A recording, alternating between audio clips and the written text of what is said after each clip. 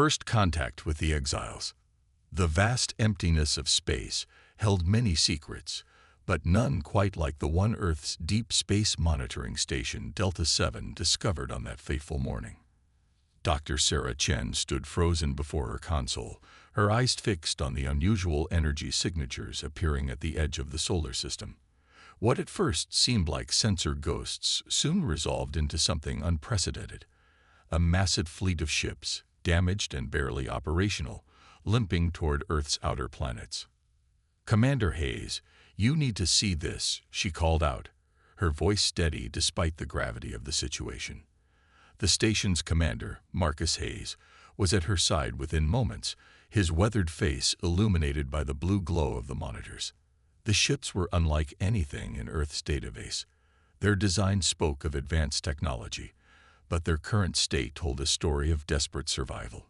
Huge gashes marked their hulls, and their energy signatures fluttered like dying heartbeats. Within hours, Earth's Unified Defense Command had assembled an emergency response team. Captain Diana Rodriguez of the EDF Mercy, Earth's newest first contact vessel, led the mission to intercept the mysterious fleet. As they approached, the true scale of the situation became apparent. "My God," Diana whispered as her ship drew closer to the refugee fleet. The vessels were massive city ships, designed to house entire populations. But now they were running on emergency power, their once gleaming surfaces scared and darkened. The first transmission from the unknown ships came through garbled and weak. "This is High Speaker Carol of the Meridian people. We seek sanctuary. Our civilization faces extinction. Please, help us." Diana's response was immediate and firm. "This is Captain Rodriguez of the Earth Defense Force. We hear you, High Speaker. Hold position. Help is coming." The Meridian story unfolded over the next few days as Earth's ships provided emergency assistance. They were a peaceful species, advanced in art, science, and philosophy. Their homeworld, Meridia, had been the jewel of their sector until the Galactic Confederation decided they were politically unreliable for refusing to participate in the Confederation's aggressive expansion policies. The punishment had been swift and brutal. Stripped of their status, their colonies redistributed, their people scattered. Those who survived were now refugees, carrying the last remnants of their civilization in these broken ships. Earth's response surprised the Meridians. Where other worlds had turned them away, humanity extended a helping hand. Despite warnings from neutral traders about Confederation reprisals, Earth's leaders were unanimous. They would not abandon a people in need. As Earth vessels began towing the damaged Meridian ships to safety, High Speaker Carol met with Diana aboard the EDF Mercy. The Meridian leader's tall, elegant frame was bent with exhaustion, but their multifaceted eyes still held wisdom and dignity. "Why do you help us?" Carol asked softly. "The Confederation's reach is long. It will not look kindly on this interference." Diana's answer was simple but resolute. "Because it's right. Earth has had its own history of persecution and displacement. We know what it means to stand alone. We won't let that happen to your people." The weeks that followed saw an unprecedented mobilization of Earth's resources. Space stations were modified to accommodate Meridian biology. Medical teams worked around the clock to treat the injured and sick. Engineers began repairing the damaged city ships. But as humanity threw itself into helping the Meridians, dark clouds gathered on the horizon. The Galactic Confederation had noticed Earth's actions, and they were not pleased. Their first warning came through diplomatic channels, a strongly worded message about interfering in Confederation affairs. Earth's response was to accelerate their aid efforts. As Meridian children began to play in specially constructed habitats, as their scholars began sharing knowledge with eager human scientists, as their artists began creating again, one thing became clear: humanity had made its choice. They would stand with the Meridians, whatever the cost. The Confederation's threats fell on deaf ears. Earth had found something worth fighting for: the right of a peaceful people to exist free from persecution. As the first month drew to a close, Diana stood with Carol in the observation dome of Earth's largest space station, watching Meridian ships being repaired alongside human vessels. "Your people are remarkable," Carol observed. "You know what helping us might cost you." Diana smiled, her eyes fixed on the scene before them. "We do, and we're ready for it." Little did they know just how soon that readiness would be tested. The Confederation was already moving, and Earth's defiance would not go unpunished. But humanity had made its stand, and there would be no turning back. The price of compassion. The Confederation's response came sooner than expected. 6 months after Earth had taken in the Meridian refugees, the trade ships stopped coming. At first, it seemed like a temporary disruption, but as weeks passed, the pattern became clear. Earth was being isolated. Admiral James Chen of Earth Defense Command studied the holographic display showing the increasing Confederation patrol activity near Earth's trade routes. Next to him, Dr. Maya Patel, Earth's foremost xenoanthropologist, pointed out the systematic nature of their movements. "They're not just blocking us," Maya observed, her fingers tracing the patrol patterns. "They're sending a message: submit or be cut off." But the Confederation had miscalculated. Earth had spent centuries preparing for self-sufficiency, and the presence of the Meridians had unexpectedly accelerated human technological development. The refugees had brought with them advanced knowledge in energy generation, material science, and space agriculture.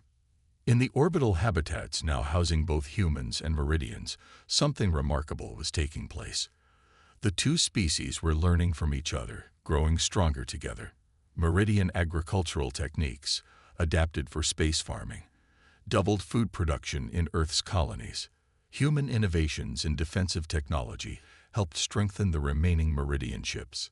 High Speaker Carol worked closely with Earth's leaders, sharing insights about Confederation tactics and weaknesses.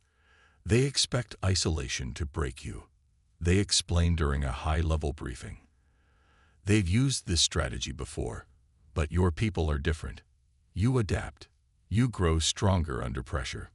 The truth of those words became evident as Earth's response to the blockade took shape. Instead of backing down, humanity accelerated its space program. New ships were built incorporating both human and Meridian technology. Defense platforms were upgraded. Training programs were established where Meridian experts taught human crews about advanced space warfare tactics. But it wasn't all about military preparation.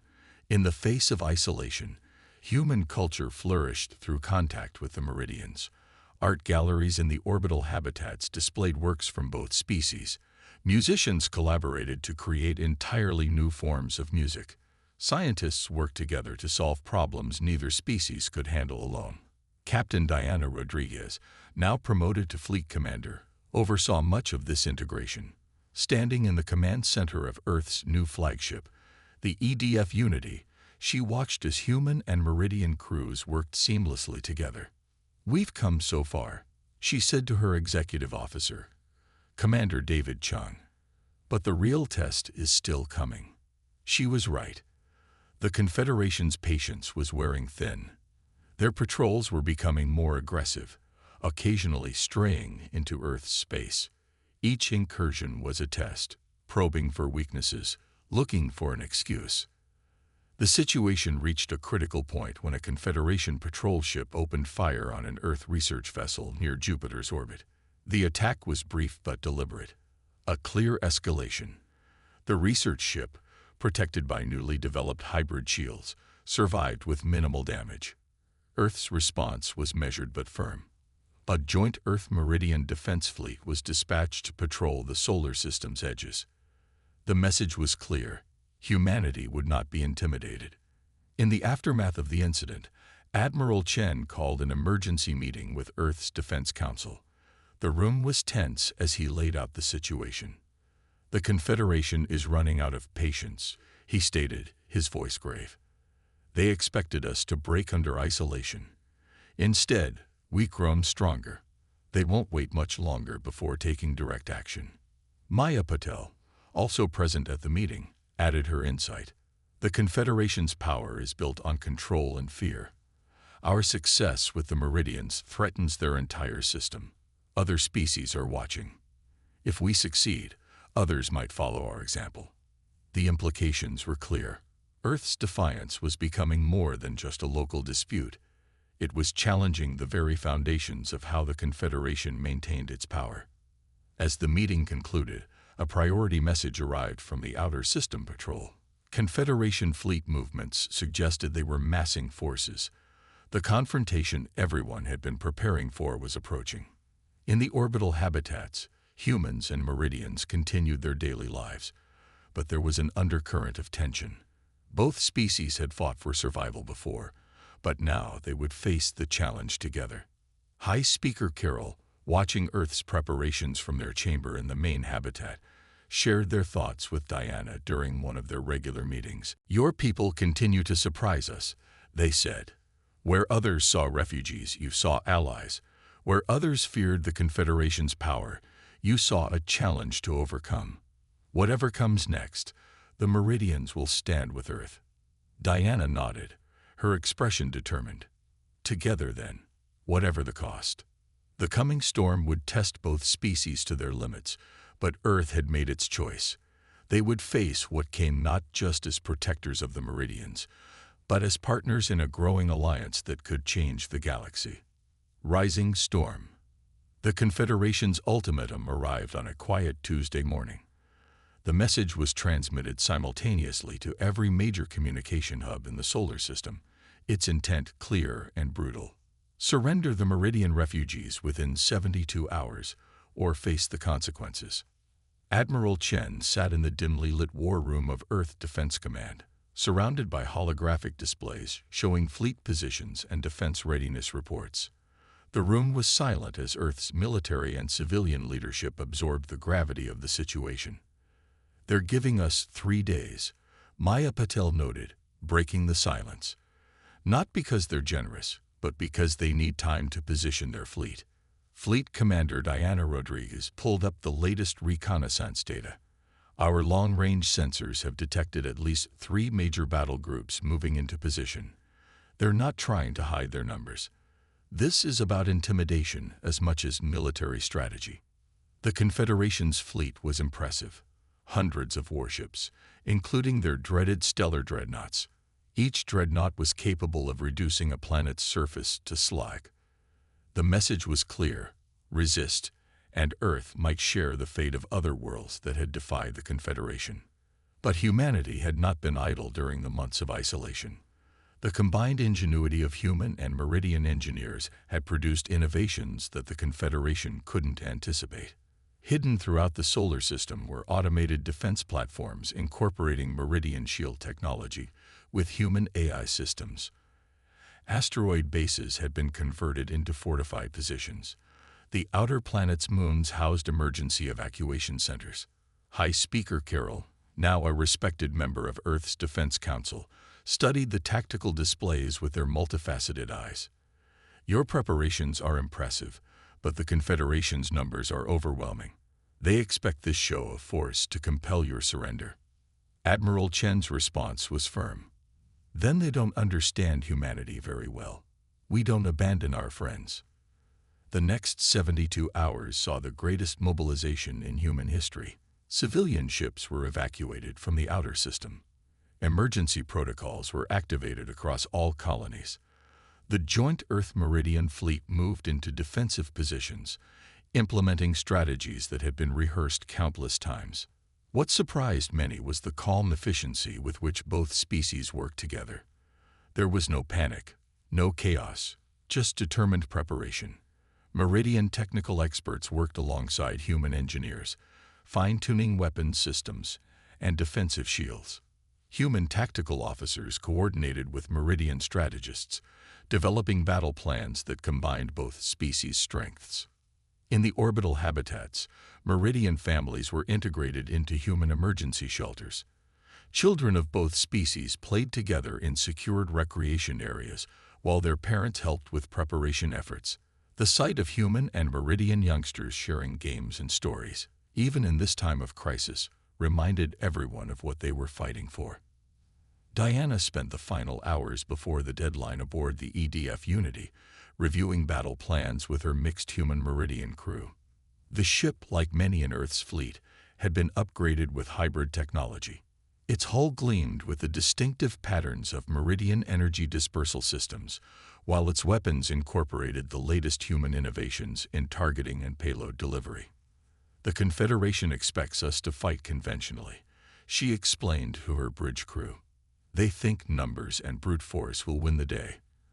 But we have something they don't: true unity between our peoples and the creativity that comes from it." As the deadline approached, Earth transmitted its response to the Confederation's ultimatum. It was brief but unequivocal. "The Meridian people are under Earth's protection. Any action against them will be considered an act of war against humanity. We will not surrender them. We will not back down." The response was delivered by Commander David Chan, who added a personal message. "You call them refugees. We call them friends. You see them as weak. We see them as family. Whatever strength you bring against us, know this: Earth stands ready." In the final hours, High Speaker Carroll addressed a joint session of Earth's leadership. Their words were transmitted throughout the solar system. "When we came to Earth, we were a broken people. You could have turned us away. Instead, you showed us something we thought lost to the galaxy: true compassion. Now, as the Confederation masses its fleet, know that the Meridian people stand with Earth not out of obligation, but out of profound respect and friendship. Together, we will show the galaxy another way." As the deadline expired, long-range sensors detected the Confederation fleet beginning its advance. In command centers throughout the solar system, humans and Meridians stood together, ready for what would come. The coming battle would not just be for survival. It would be for the right to choose a different path, to build a society based on mutual respect rather than fear and dominance. Diana watched the tactical displays showing the approaching enemy fleet. "All ships, battle stations," she ordered, her voice calm and determined. "We know what we're fighting for. Let's show them what Earth and Meridia can do together." The galaxy was about to learn that humanity's greatest strength wasn't in its weapons or technology, but in its capacity to stand firm for what it believed in. The storm was about to break, and Earth was ready. Trial by fire. The Confederation fleet emerged from hyperspace in waves, their massive ships darkening the space around Saturn's orbit. Earth's long-range sensors registered over 500 vessels, including 7 stellar dreadnoughts, planet killers, each one capable of devastating an entire world. Aboard the EDF Unity, Fleet Commander Diana Rodriguez watched the tactical display with steady eyes. The enemy fleet's formation was textbook Confederation doctrine: overwhelming force arranged in an unstoppable wall of firepower. But Earth and its Meridian allies had prepared for this moment. "All ships, execute Operation Starcross," Diana commanded. Across the solar system, the joint Earth-Meridian fleet began to move.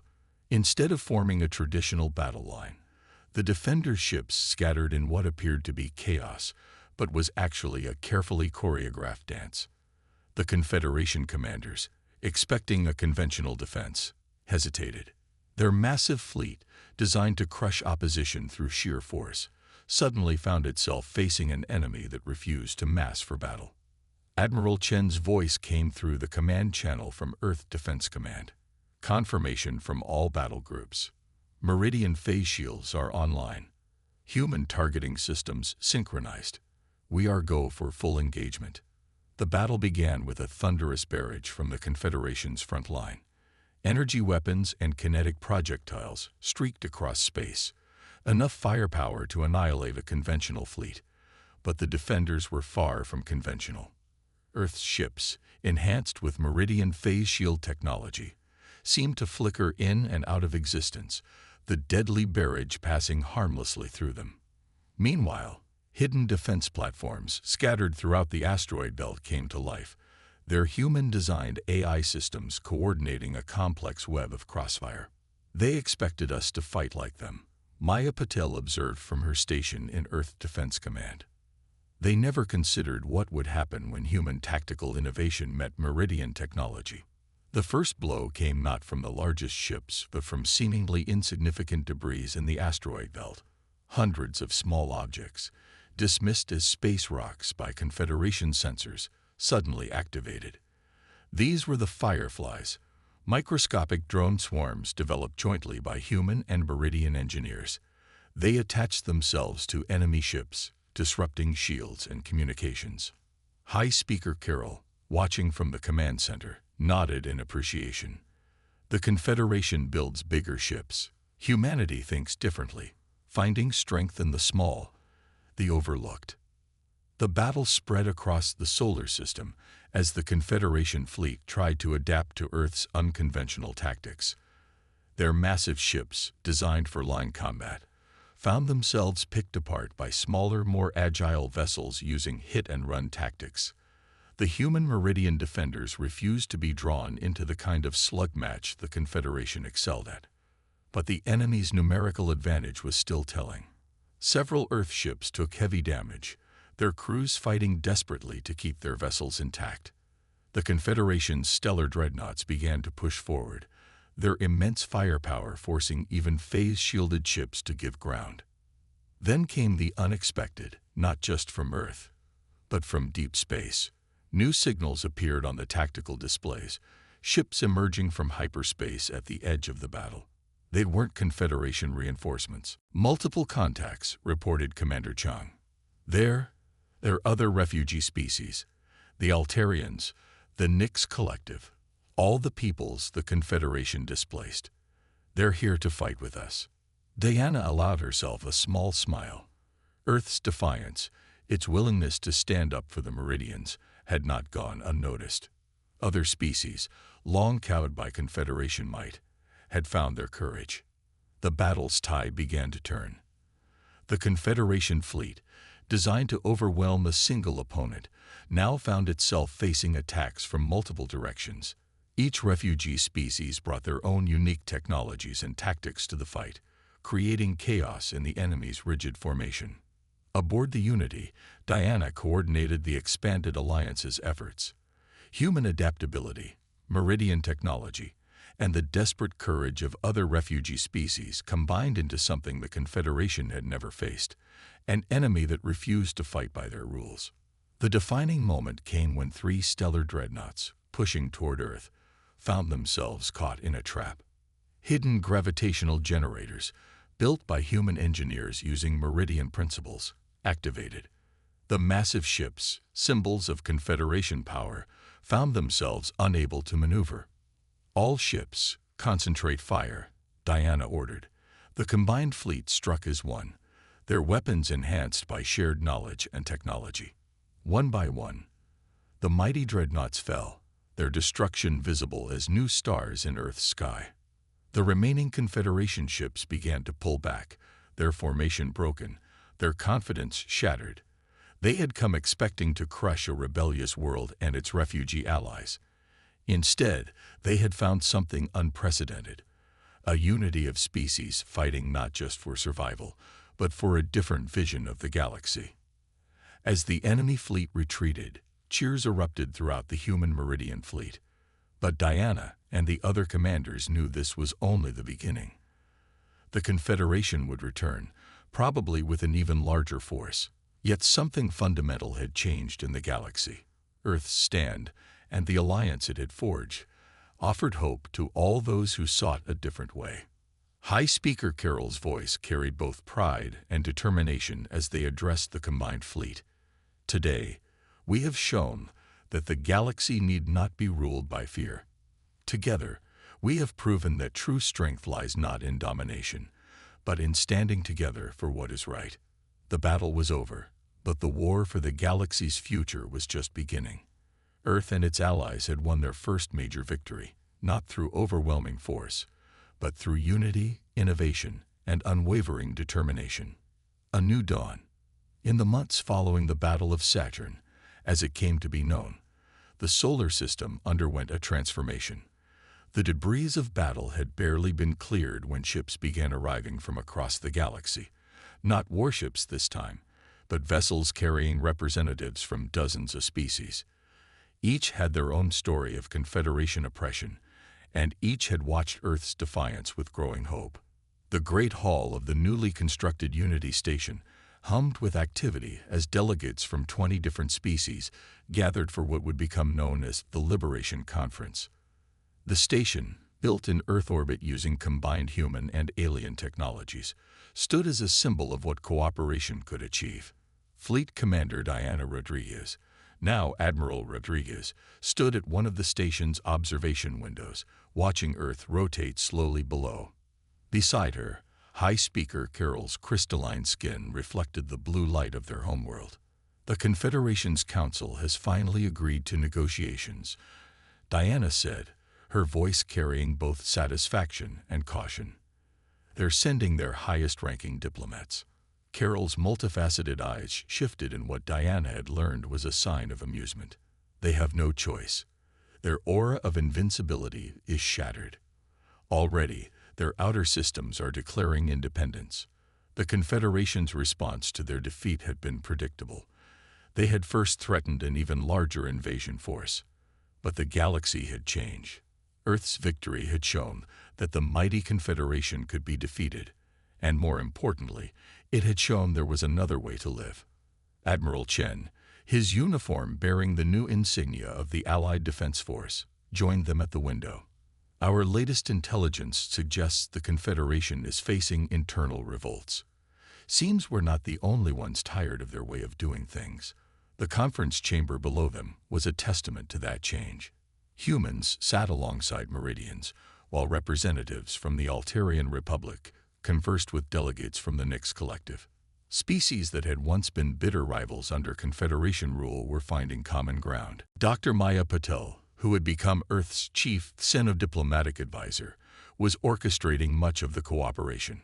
Her understanding of different species' cultural nuances proved invaluable in building trust between former enemies. We're not just creating an alliance, Maya explained during one crucial session. We're building a new way for species to interact. No more dominance through force. No more abandoned refugees. We stand together, or we don't stand at all. The new alliance took shape over weeks of negotiation. It would be called the Galactic Concordat, an organization dedicated to mutual defense and cooperative development. Unlike the Confederation's rigid hierarchy, the Concordat would be based on principles of equality and mutual respect. Earth, despite its relative technological youth, was chosen as the Concordat's headquarters. Not because of its power or advanced technology, but because humanity had demonstrated something rare in the galaxy: the courage to stand up for what was right, regardless of the consequences. The Confederation's diplomats arrived exactly 1 month after the conference began. They expected to find chaos. Instead, they found unity. Their attempts to play species against each other fell flat. Their threats of economic sanctions were met with plans for new trade routes and mutual support. The signing ceremony for the Galactic Concordat's founding charter was held in orbit above Earth. Representatives from 30 species, including several former Confederation member worlds, gathered to pledge themselves to a new vision of galactic society. High Speaker Carol, chosen as the Concordat's first Secretary General, addressed the Assembly. We gather here not as conquerors or subjects, but as equals. Earth showed us that true strength lies not in domination, but in the courage to stand together. The galaxy enters a new age, one of cooperation, not conquest. Diana watched the proceedings with quiet pride. The combined fleet that now protected Earth's orbit was a fraction of the size of the Confederation's armada, but it represented something far more powerful: the united will of free peoples. Commander Chang, standing at his post on the Unity's bridge, summed it up best. We didn't just win a battle. We changed the rules of the game. The Meridians, once refugees, began the process of reclaiming their homeworld, supported by their new allies. Other displaced species found new homes or began the journey back to their ancestral worlds. Earth's technology and influence grew not through conquest, but through cooperation and shared knowledge. As the ceremony concluded, Diana found herself back at the observation window with Carol. Below them, Earth continued its eternal dance around the sun, but its significance in the galaxy had forever changed. "What do you think the future holds?" Diana asked. Carol's crystalline form shimmered with optimism. Something new, something better. The galaxy was trapped in cycles of dominance and submission. Earth showed everyone a different path. The stars stretched out before them, no longer representing distant threats but possibilities. Humanity had taken its first steps into a larger galaxy, not as conquerors or subjects, but as architects of a new way forward. The Confederation would not disappear overnight, but its power was waning. More importantly, its ideology of dominance and fear was being replaced by something stronger: the power of unity, compassion, and unwavering determination to stand for what was right. Earth's decision to help a refugee species had rippled across the galaxy, creating waves of change that would reshape civilization itself. It was proof that sometimes the greatest victories come not from overwhelming force, but from the simple courage to do what is right, no matter the cost. As ships from dozens of worlds moved through space around Unity Station, their lights twinkling like new stars, the truth became clear. The galaxy's future would be written not by those who wielded the most power, but by those who dared to imagine a better way. The end.